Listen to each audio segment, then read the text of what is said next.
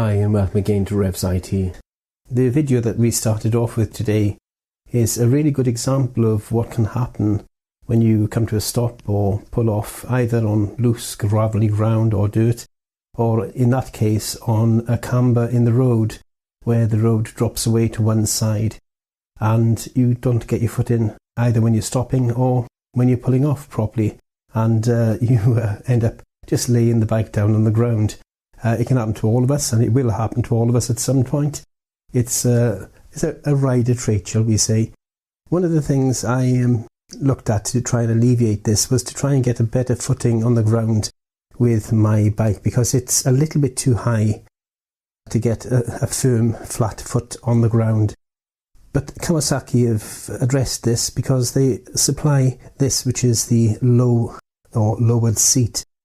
There doesn't seem to be much difference between the two until you start looking a bit more closely at them, especially in the actual size of them, but also in the weight of them and the width of them, which is even more important, because the closer you can get your legs together, the further you can actually rest your feet down flat on the ground. So this is the original seat that came with the bike. The seat squab's about the same width across, not much difference there. The depth though is quite different, and as I said, this part here, the width of this is quite different. So if we start off then just quickly measuring the height of the highest part, we can see that it's about 13 to 14 centimetres, not millimetres. Sorry, our American friends, you'll have to do the conversion yourself. So it's 12 to 14 there. Now if we go for the lowered version and we look at that, we see that it is now 11 centimetres. So 11 centimetres there. The next part is the width. On the standard seat, the width of the squab at the very front of the seat is around about 16 centimetres. The width of the squab on the lowered seat is much less. It's about 11 to 12 centimetres. So your legs come much closer together. They're not splayed out. Of course, when you splay your legs out like that, the distance they can go down to the ground is less, whereas you bring them together, you can get a firmer foothold on the ground because they are close together, and it gives you a bit more control as well of the actual balancing of the bike. I hope that comes out on camera, because I'm not sure if it will or not, but we'll see when I get to the editing stage. The next part is the weight. Now, this is quite a weighty part. It's I'll tell you what I'll do. I'll get a weighing scale and I'll weigh it in a moment so you can see the difference in weight of the two. But this I can pick up quite easily. 2 fingers, 3 fingers. This one takes quite a bit more effort, so it's quite a difference in weight. Let's grab that weighing scale and weigh it up and see what it comes to. So what I've done here is just set up a simple weighing scale with my trusty Lex box set on top. You'll see why in a moment. I'll just reset that to 0, so it's 0 grams, and we'll weigh the seat. If I'd have put it straight onto the scales, 1, you wouldn't have been able to see it, and 2, it wouldn't fit on the scales properly anyway. This comes to 1.2 kilograms. Let's go to 2 pounds and 10 ounces. Let's have a look at the lowered seat. Now if I reset this again to grams, we can weigh the lowered seat. I don't know if you can see that so well. It comes to 830, which is about 400 grams less. So it's about 400 grams less on the lowered seat. Let's just go to the pounds and ounces again. So it's now 1.13, so it's nearly a pound lighter than the ordinary seat that comes with the motorbike itself. Now, having less weight at the top, of course, does lower the centre of gravity and does help again in turns and so on. More probably for those who ride a more sporty ride, track riding and that type of thing than for everyday riding, but even so, the less weight you have up top, the lower the centre of gravity, the better the ride and the better the handling.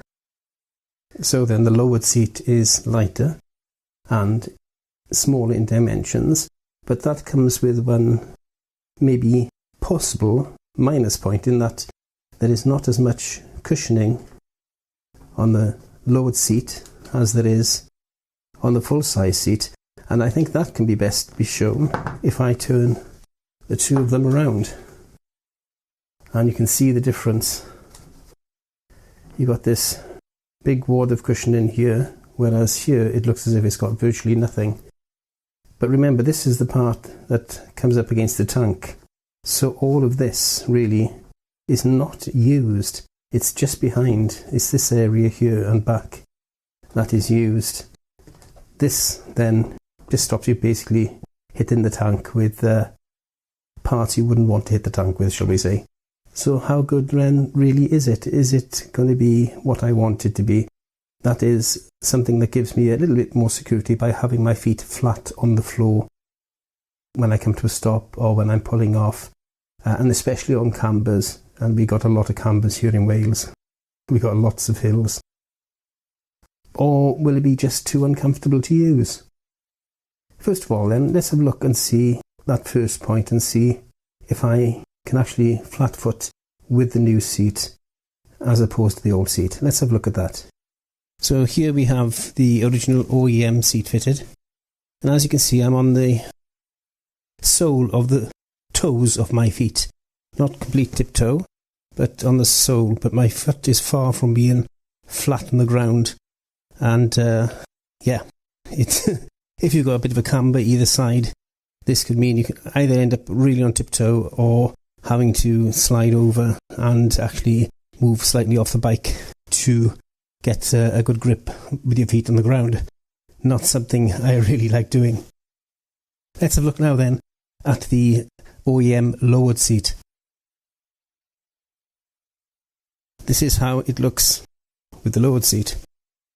As you can see, my foot is completely flat on the floor with my riding boots on. In fact, both feet are completely flat on the floor. Again, probably partly due to the fact that the seat is a little bit narrower as well as lower, so I can actually bring my legs in tighter, my thighs. I've got a bit more room to straighten my legs, as it were. So how does it rate comfort-wise? Well, I've had a few chances now that the COVID restrictions have been lifted to go out and have a few rides on the bike, and I have to admit I've thoroughly enjoyed it. The seat has performed wonderfully. My feet, as you could see from the previous part of the video, firmly planted on the floor when I came to a stop, and while riding it was very, very comfortable, surprisingly so actually.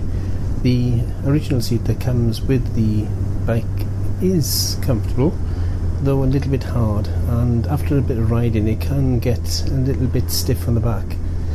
But with this one it seems to be somehow softer, which is strange to say as there's far less padding, but it is. It may be down partly to the fact that it is narrower at the front, so my legs are not so splayed apart, and that I'm able to take them and tuck them under the tank now and actually control the bike more with my legs than with my arms, which takes a lot of weight off the arms, of course.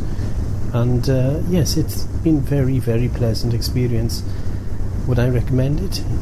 Well, it is a little expensive, but yes, I would. For the ease of mind, the comfort, and the safety aspect, I think I would definitely recommend it. I would much rather have this seat on a negative camber or on rocky, gravelly ground than the taller seat, simply because I can get my feet flat on the ground and I feel a lot safer doing it that way. Well, again, thank you for watching, and ride on and ride safe.